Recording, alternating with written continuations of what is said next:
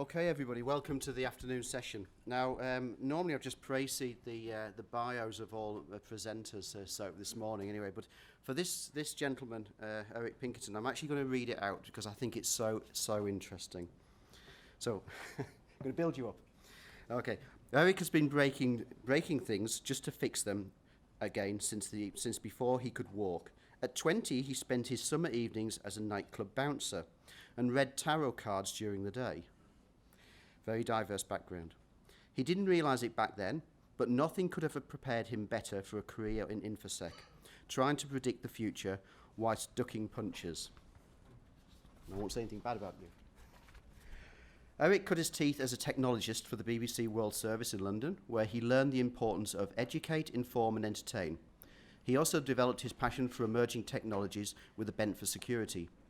Arriving in Australia in 2003, he landed an operational role at Australia's first IP telco and has since served hard time at Telstra, Strassec, BAE Systems, Datacom, CSC, and finally, is it Hivnet or Hivnet? Eric has presented at CeBIT, AusCERT, AISA, and CrikeyCon. Retains a healthy level of cynicism, is partially of aluminium millinery and blogs about, is partial to aluminium millinery and blogs about privacy, security, and the myth of inflammability in humans. Please put your hands together for Eric Pinkerton. Thank you. Thank you very much, and thank you very much for coming. I realised I was up against Mr. Robot and Bug Bounty, so thanks very much. I'll try not to disappoint you. So before I start and get into this, it'd be good to see a very quick show of hands. Who here thinks that data retention is a good thing? Nobody? Two people. Who thinks that data retention is a bad thing? So a few more people. And who just doesn't really have an opinion or have a care in the world about it? So roughly when I talk to people, I find roughly 40% of people think it's a good idea, 40% of people think it's a bad idea, and 20% of people don't really have an opinion about it.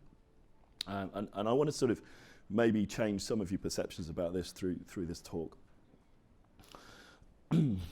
So first thing, who am I? So you just heard my bio. I've worked in security and telco for about 18 years. I'm not a lawyer. I'm not going to get into the semantics of the legislation. I'd like to, but I'm just not qualified to do that. So I'm going to try and talk about the practical realities of it.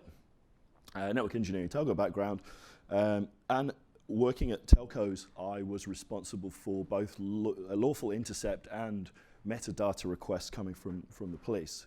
And this is what's really piqued my interest in this legislation. So how do we get here? So we all remember, we've all seen the old films with the phone trace race, and the criminal always made the phone call and knew just the right time to hang up. And in the old days of telephone exchanges and mechanical switches, it was literally a case of following wires between different frames, and the first number in the phone was number 4, then you'd go to the first frame and you'd follow the wire from number 4 down and you'd see where that mechanical switch. So it took a long time to trace those calls. Really, this metadata is just the modern take on this. There's also a kind of interesting, I guess, backstory to the wiretaps in general and listening in on phone calls in Australia, in that there's a very interesting blog on the Australian Institute of Criminology that details the systemic abuse of the law in and around wiretaps through the New South Wales Police, going right the way from the 1940s right through to the 1980s, where the New South Wales Police were illegally buying vans from what was then Postmaster General, which is now Telstra, and printing fake Telstra uniforms and making these little boxes using consumer-grade electronics and putting them in wiring cabinets in the street. And they were listening in on, suspects talking to their lawyers. And Telstra themselves were getting hundreds of these subscriber requests. Who owns this phone number? And they were told that these subscriber requests were coming from intelligence gathered during normal policing, when in fact they were all gathered quite illegally, and they were being used to legitimise the collection of that data. So there's a huge history in Australia of abuse of these types of privileges, and there's an open debate about whether it was actually a good thing or a bad thing on aggregate, because obviously they did put a lot of people behind bars who probably deserved to be there.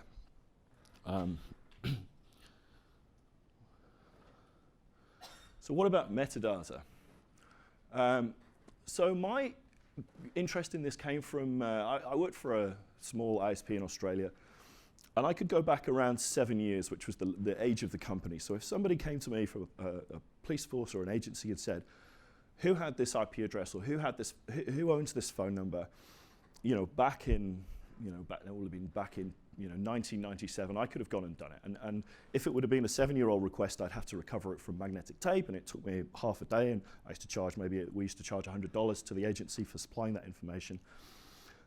Then I moved from a smaller ISP to Telstra, and because I'd done some of this at the previous IP, I became the go-to guy for law enforcement requests at Telstra in and around the mobile data networks.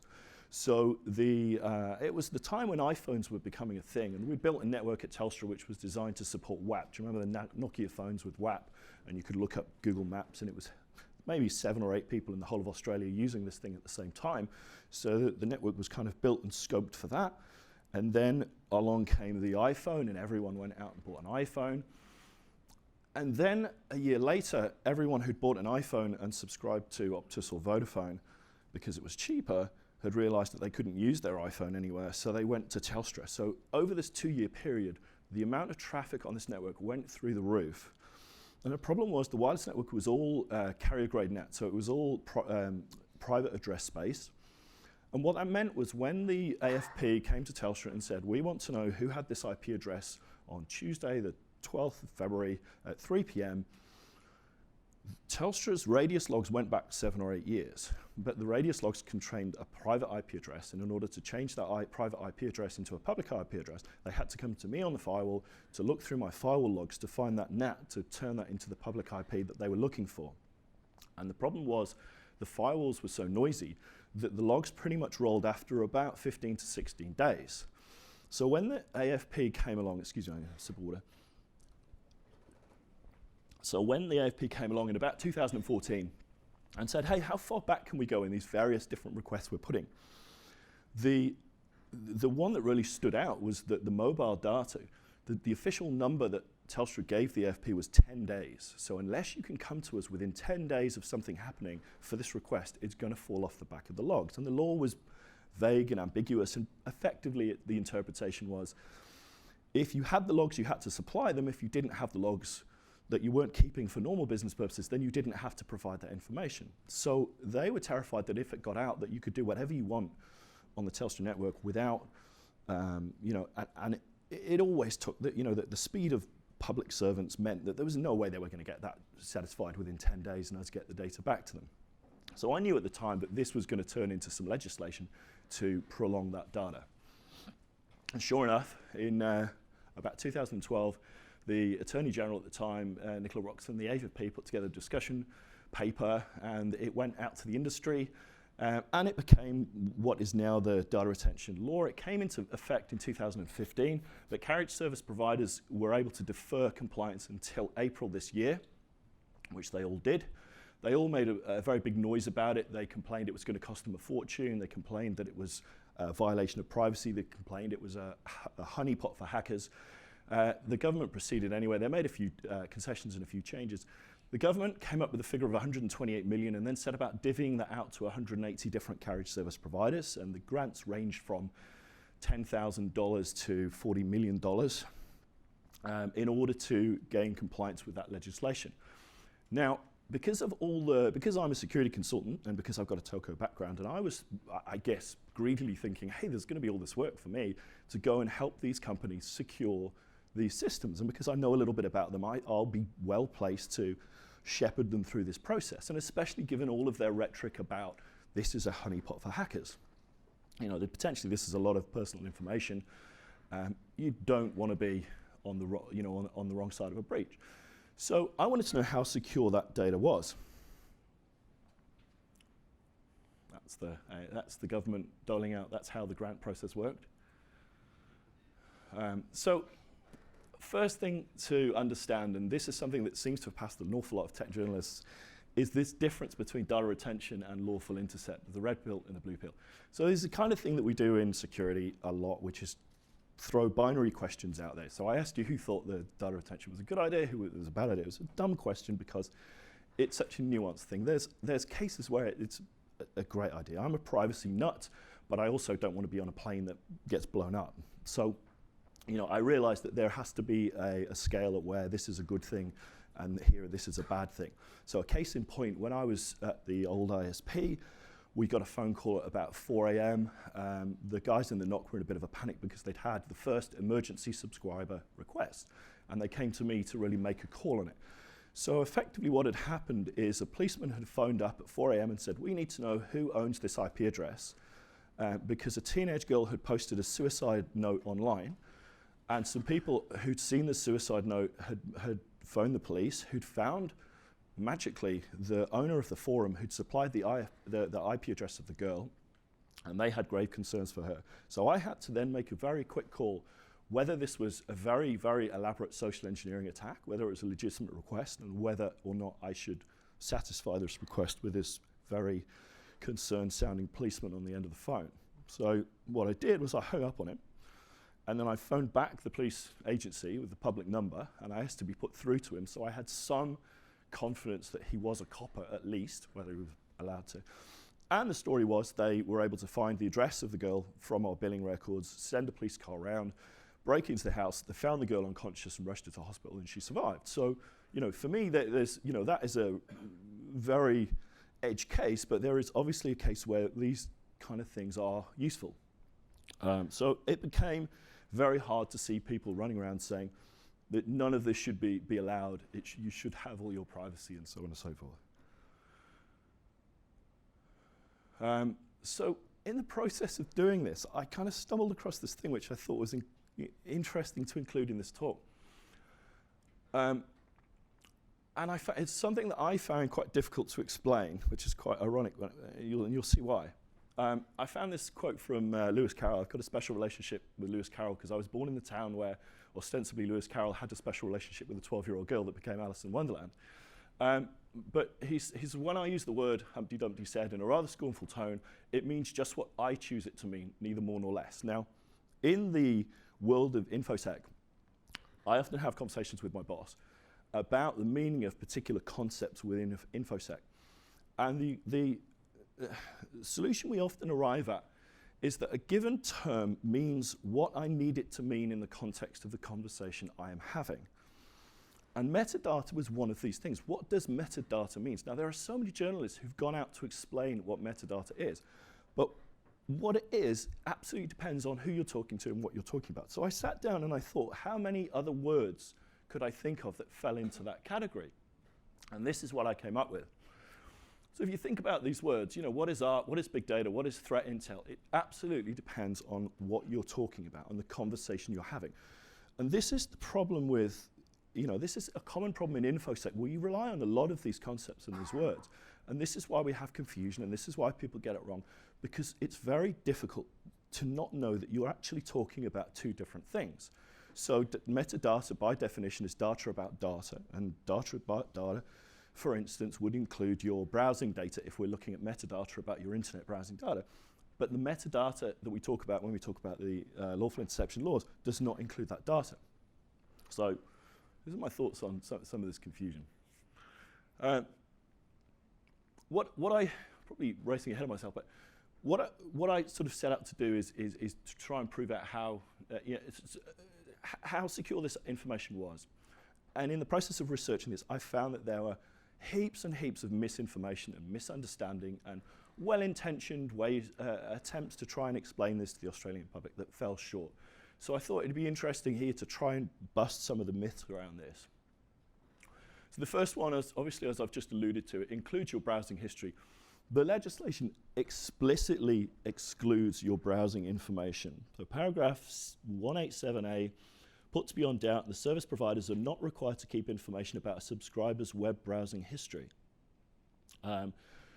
So this comes up again and again, and you will see VPN vendors trying to sell you VPNs on the back of your government spying on your web browsing history, and there'll be claims that the government can see whether you're looking up, sexual health clinics and what the implications of that, what they can apply about your lifestyle and so on from those things.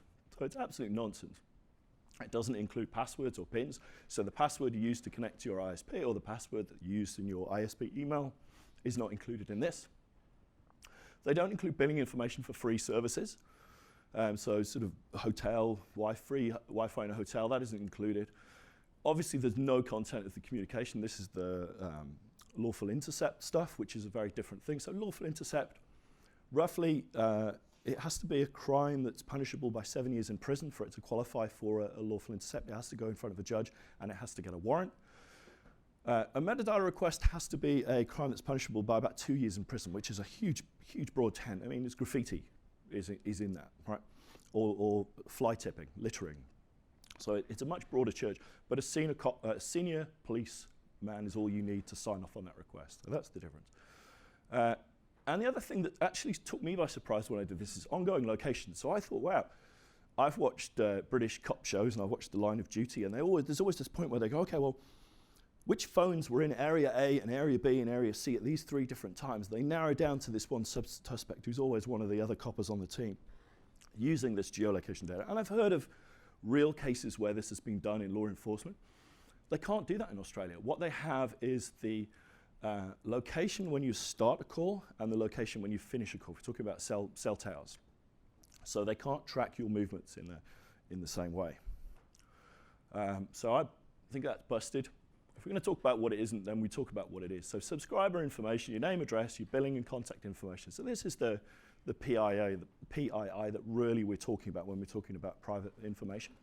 The source and destination. So if you're making a phone call, they want to know your number, the number you're calling. If there's anything on the network that's doing things like forwarding or transfer or call waiting or anything, they want that kind of information. The IP address that you're given when you connect, but not the IP address that you're, the websites that you're hitting. The time and date and duration of your call or your internet traffic. So when you start, when you end, crucially the time zone. If you get that wrong, you end up nicking the wrong guy, as the police in Australia have found a few times. The service type, so they want to know what it is, if it's internet or Wi-Fi or voice or so on and so forth. And as I said, the location at the start and the end of the communication. The next myth is that you need a VPN. So many people will tell you, you absolutely need a VPN. Everybody but everybody is, if you look at Facebook now, there'll be an advert for a VPN in the corner of the screen. And I'm still, my view on the VPN is, yes, by all means, go out and install a VPN. The first problem you've got to worry about is if you buy a VPN, are you actually getting any of your traffic encrypted? So it's been shown that some of these, I'm not pointing to these in general, but some of the VPN providers out there don't actually encrypt any of your traffic, especially some of the dodgy Android versions. The next thing is, from a signal to noise ratio, if you're genuinely doing something you don't want the government to know about, it implies you're probably doing something a little bit dodgy. And by self-selecting yourself into a group of other people who are doing something dodgy, you're directing focus of law enforcement towards you. And given what we know about the outcome of Edward Snowden and all those kind of things, I, for one, would be incredibly disappointed if GCHQ and the NSA weren't behind some of these companies, right? So you've got to think about that. That if you're going to do something dodgy and you're going to employ a VPN, can you really trust the person who's running that VPN to either satisfy law enforcement requests or just be law enforcement in general? I think the rush to VPNs is largely driven by the Dallas Buyers Club incident, where people got pinged for downloading a dodgy copy of a film and were made to pay, got an aggressive letter and were made to pay a fine. And I think a lot of those are probably on VPNs now. Interestingly, so if you go to, I've chosen these two because they had quite interesting things about the Australian legislation on their website. Data about data shows when a communication took place, the sender and the recipient devices used their location and much more. Although it excludes communication content, having access to thousands on thousands of data allows drawing many conclusions about your life from your home and work address to which health clinics you visit. It's absolute bullshit. They cannot tell which health clinics you visit just by looking at the metadata, unless they're doing some very pointy-headed stuff. But this is all, fear sells. This one says, Australia data retention laws make it completely unsafe for Australians to surf the internet. Worry not, Australian VPN helps you stay anonymous. So there's this fear. Now, the other rhetoric that comes up over and over again, if you look at the sales spiel for VPN companies, is that, hey, if we can't convince you your government is spying on you, we can absolutely convince you that your ISPs are spying on you. And that kind of piqued my interest, because I remember having a conversation when I worked at a telco about providing click data to sort of data broker companies. And I knew it was a thing, and I knew there's all this big data analysis, and nobody in the industry talks about it. Let's go but I'll come back to that point. So the other myth is that telcos were already collecting this information. So I did a bit of a survey, which I'll go into in a bit more detail now. In my view, the telcos were all collecting the vast majority of this data, but as I said with Telstra, they just weren't storing it long enough for it to be around when the request came through. What I found when I did a quick survey is that 64% were storing some of the information. 18% of people were storing most of the information, and only 18% were storing none of the information. Now, there's probably my ambiguity in my question about the store information, because a lot of this stuff might be on a Cisco router that just rolls over every couple of hours or something. So it's plausible that they were collecting this information. It's just the longevity of how long they were keeping it. So this was the point about the ISPs selling your click data. Now I know the Telstra got in big trouble with the Privacy Commissioner because they were sending click data to a net nanny service based in the States, and every time you visited a website they'd never seen before, your website subsequently got visited by a bot sitting in rack space in the US so that they could classify the site. Now, in doing that, Telstra made a bit of a snafu because it meant that a third party were able to analyze what people were browsing, and that information is worth a lot of money. So I asked the ISPs, I'm on a network mailing list of all the major carriers and ISPs, and I've been around for long enough that they actually do pay me some attention. And I said, who knows about this? Who's got horror stories? I don't need you to name names, but I want to know if you've ever heard any talk in the industry about this selling of this data. And everyone came back and went, no, it doesn't happen in Australia. It doesn't happen in Australia. A lot of people refer to the fact that Trump has just changed the law in the US to make this basically legal, which doesn't surprise me. Nothing that happens in America now surprises me. And then this one guy emailed me and he said, oh yeah, he said, I used to work for a company and that's what they did. I can tell you that we had a lot of customers in Australia. And the customers he told me about included a lot of the ISPs who'd come back to me and said, no, it doesn't happen. So I know that this was a thing. And I looked into it. And I'm not going to name the company. I know there are a few of them.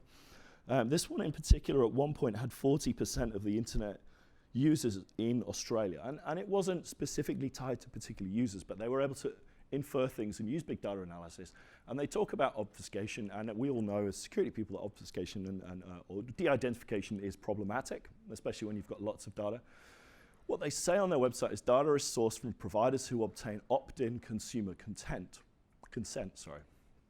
And I thought that's interesting. So I went to the source of all things internet, Whirlpool, and I did a few searches to see if anyone was talking about, hey, is it a good idea for me to opt into this service? Because if that was a thing, that would be all over Whirlpool like a rash. And there was nothing. So I'm skeptical around this here. I think it happens a lot. Now, what I can find, what I was able to find out about this company, which is interesting, it was founded in Melbourne in '97. 2006, it was valued at £180 million, and it was acquired by another company in 2007 for $240 million, right? So the value of this company at that time was going through the roof. Now, it then subsequently sold hands in 2015 for $47 million. And what that tells me is the value of this information dropped through the floor when everybody started applying HTTPS to everything. It's kind of interesting. So I think that this, when the telcos were railing against the fact that metadata retention was an invasion of privacy, it was a little disingenuous given that a lot of them have been selling this information for a long time and they don't like to talk about it. So talking about hacker honeypots, there it is. The other great myth was it's all about national security. So when this legislation was introduced by the AFP, they very much said this is all about terrorism, this is all about homegrown terrorists. The numbers don't support that. It's actually more about organized crime and drugs. However, the numbers are unreliable because all the information around terrorists and the organizations that look at that stuff is actually suppressed. So I can't really tell you that it's not about national security. The next one is that there are safeguards in place. When this legislation came in place, everyone said, how do we know the right people are going to access this information? It's not going to get abused. as was the case of history. It was systemic abuse of metadata requests. There was a lot of coppers who would check up on their ex-wives and so on and so forth. And as working for an ISP, part of my job was to try and suss out which were legitimate requests and which weren't, and it was a very difficult thing to do. So there are safeguards in place. They were different times back then. I did a bit of Googling, and what we find is that absolute systemic abuse over and over again. A lot of times well-intentioned mistakes, the AFP and the journalist kind of story. I think it was probably just a snafu. We've made a lot of gains in this area with the Commonwealth Ombudsman right to report. This report was only dropped in the last week, and it was quite scathing of the Border Protection Agency, I think. So we are making gains in this area. And my view is there's always going to be abuse. There always was abuse. There's a cultural problem there. I think that the cases of this abuse are so slim that they don't outweigh the value of the, my personal feeling is that the value of metadata retention is greater than the risk of this kind of abuse. Here in Queensland, there was a, where's the one? Queensland place where if coppers were phoning in sick, they were basically going and seeing if they were sitting on the beach in Burleigh Heads, or they were interested in whether cadets at the training college were sleeping with each other by getting metadata requests about their SMS messages and trying to infer things from that. So there's been some egregious abuses. And this is why. We saw the quote right at the beginning, right? When a copper gets access to this system, this is who he feels like. And it's like a power trip. So the next myth is it's pointless because insert technology here. So metadata requests are pointless because Tor, because VPN, because iMessage. All of these things skirt the metadata request, and it does break this thing. But my point on this is, we didn't stop collecting fingerprints at crime scenes when gloves were a thing, So you could argue that metadata is there to catch stupid people, and it's probably right. When you read the newspapers and you read about people that have been caught, you always go, oh, they always make a mistake, they always make a mistake. And the view I've come to is that there's actually this whole ecosystem of criminals who never get caught, who you never read about because they don't make those silly mistakes, and dumb people get caught. So just because, yes, you can easily circumvent this legislation, it doesn't necessarily mean it's worth abandoning it.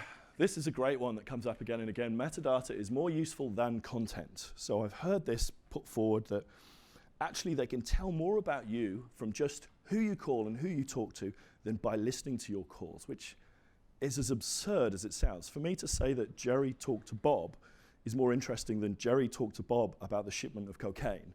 It doesn't stack up. Now, it's also a false dichotomy because you don't have one or the other. You don't either collect the content or the metadata. You collect the metadata or the metadata and the content, and you use the metadata to make those quick machine learning inferences about those kind of things. You drill down and then you listen to the content. So what the content gives you is much more context, and the metadata gives you that ability to hone in on that kind of thing. So the suggestion that metadata is more useful than content is absolute BS in my opinion. It's not personally identifiable information. So again, this is one of these words that, the language is very difficult as a tool to kind of set this out, and this is why we have confusion. But the Parliamentary Joint Committee on Intelligence and Security, in pushing through this law, recommended specifically that the data that is required to be kept under the new data retention provision is to be considered personal information under the Privacy Act. Now, what that means is that all of the data in the metadata retention request is now in scope for the new breach notification laws that will come into play at the end of this year. So if I'm right about my concerns about the security of this information, we're going to start reading about and hearing from ISPs that have lost this information. I'm going to speed up a little bit. The other one is it will bankrupt the ISPs. There was a lot of fuzzy math done on how much it was going to cost. Everyone disagreed. Absolutely, this is going to bankrupt smaller ISPs. It's a very, very competitive game, very tight margins. What no one talks about is the fact that it's actually revenue raising. So every time they satisfy a request, they can charge the agencies. They all charge different amounts. You can actually pay Telstra to get your own metadata. So Telstra, after arguing with Ben Grubb about not giving him his metadata for years, somebody went, hey, why don't we just charge people for it? So was talking with someone the other day who's convinced Telstra that he's his wife to make the process of phoning up and getting things changed on her account easier. And he explained his voice by explaining to Telstra that he's had a sex change. And I've offered to pay for him to do a metadata request to see what it says about don't mention his voice on his account. So we'll look forward to seeing that. It's a honeypot for hackers. Alistair McGibbon doesn't agree it's a honeypot for hackers. Some of the conversations I've had is that this information is now more secure than it ever was. Telstra's view is that they had all this different information on all these different systems and all these people relied upon to collect the information when it was needed. Now they've had to aggregate it all into one place. It is a honeypot for hackers. I think, yeah, it probably is. But bear in mind, they're already storing this information and they're already terrible at security. We all read about TalkTalk. So the key to this was how much of that 180 million was spent on security.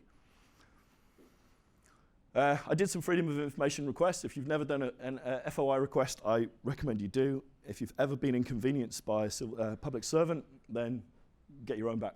Do an FOI request. FOI requests typically result in an IFO, an invitation to F off. It's a game of chess. You get better at doing this. Geordie Guy's a master at this. Josh Taylor's a master at this. You go and you ask a very specific question, you get an answer, and it opens this Pandora's box of wonderful information. I asked them what ISPs were spending on security based on the response to the grant application, and weirdly they toed and froed and gave me access to 2 documents out of 180 ISPs, none of which really mentioned money around security, which didn't surprise me. Building and infrastructure modifications, no pen test, nothing. This was all the things that were on the form. Security wasn't even mentioned as a possible thing that they would want to think about when pricing this up. I did a survey of the ISPs. I asked some very generic security questions. I won't waste your time with this, but this was what I was interested in. What security controls are you using to protect this data? What I did is I flipped this graph the other way around and looked at it in a cynical hat, and we find that 55% of people say that they did an internal 55% of ISPs didn't even do an internal pen test on this stuff when it was security.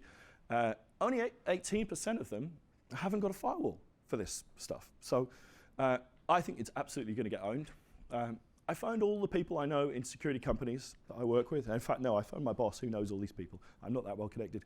And asked them, did anyone come to you and say, can you come and help us secure this system? And every single one of them, to a man, said, no, we haven't heard from anyone. That's quite interesting. So here's my conclusions. So 1, the new laws do not give police any more powers than they had previously. Don't buy into the hype. It doesn't include your browsing data, geolocation data. But carriers may have been collecting all and selling all that information for years. It's kind of moot. Some of them will get compromised, absolutely guaranteed, and we'll find out about it because of the breach notification laws. Many smaller ISPs will end up being acquired by larger ISPs for very little as a result of this. So you're going to see a sort of shrinking of the market. The use of metadata is being misused, always being misused, continue to, and more work needs to be done, but I don't think it's worth abandoning it over that. And my final point is really about the context of this information. So how much do the Australian government know about you? Okay, so that's how much I think the Aussie government know about you. That's how much your ISP knows about you, your partner, mass transit cards, so things like your Opal card, your Mikey card, what they can tell you about you. Bear in mind that metadata retention requests are a very specific thing. The police can go and ask for information from lots of other providers that can build up a picture, and they can start to aggregate that information. So all of these things are possible things that the police can go and ask for information about. Flybys, you can tell an enormous amount by someone by their Flybys card. You can tell, I saw a talk yesterday about a murder that was solved using a fitness tracker of the victim. This is what your parents know about you, this is what Facebook knows about you, this is what Apple knows about you, this is what Google knows about you, and this is probably what Five Eyes knows about you. And this is what you're worried about. So that's my final point. Have we got time for a quick question? We have got time. So have we got a question for the time? Just, yeah.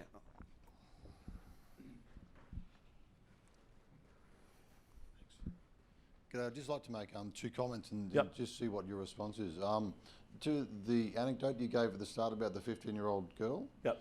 I guess I've been through that or a very similar situation a number of times before. Yep. I don't see how data retention aids that at all because it's obviously time critical. So more than a couple of hours ago is too late. Fair point. Yeah. And the second one is about, I understand that they don't keep your browsing history, but the information on its own is completely irrelevant. So I think the information becomes useful to law enforcement when they have web server logs, where they know what someone has been browsing, they know what the source IP address is, and then they want to know the user. So they, in effect, they do have browser history, not through this, but through the way it's applied. Yes, but it's a kind of, it's a one-to-one map. So what they want to know, and it tells you what the problem was people putting dodgy things on eBay and committing fraud. And then they would say, who was this person that sold this thing on eBay? And Telstra would go, we don't know. So they have the IP address to start with because somebody's uploaded something violent or something offensive. And they take that log and they take that IP and they want to turn that IP or a phone number. You know, you've had a threatening phone call. Who made that phone call? Well, that phone call was made from a phone box. Or that phone call was made by your next door neighbor. And that's what they're interested in.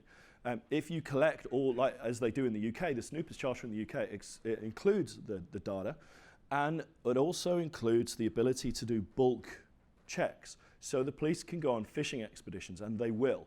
Now, this has happened to me in Australia where I have had a request, which is, I want you to give me every single person who had this IP address in a month. And I've gone, yeah, that's fine. It's going to cost you $6,000 because we charge $10 a pop. So that was how we regulated it. Now, I don't know what's changed around the pricing structure. I was unable to find any real legislation. The way it's done is kind of odd. So all of the ISPs had to go and cobble together these solutions without talking to each other on pain of not getting the grant because the AFP didn't want the telcos talking about what they were and weren't able to do because they didn't want people on Whirlpool discussing the fact that if they bought a TPG mobile, there was an exception that had been granted by the Attorney General that they couldn't collect that information. So they didn't want the intelligence getting out there of what was and wasn't possible. Sorry, that was a bit of a digression. Yeah. What validation is actually on the data? So they put the logs in one location, but what if those logs get changed or modified, or is there any requirement in the legislation to validate these? Or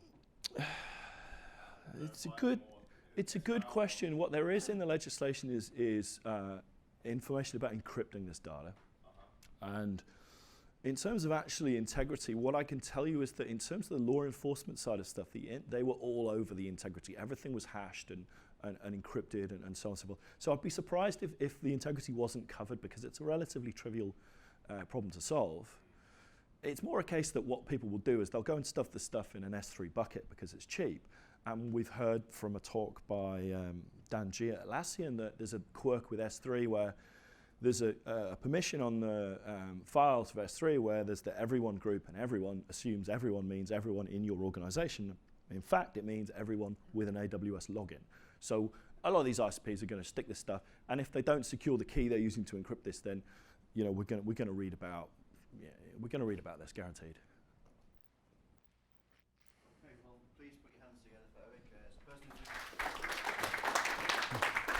Thank you.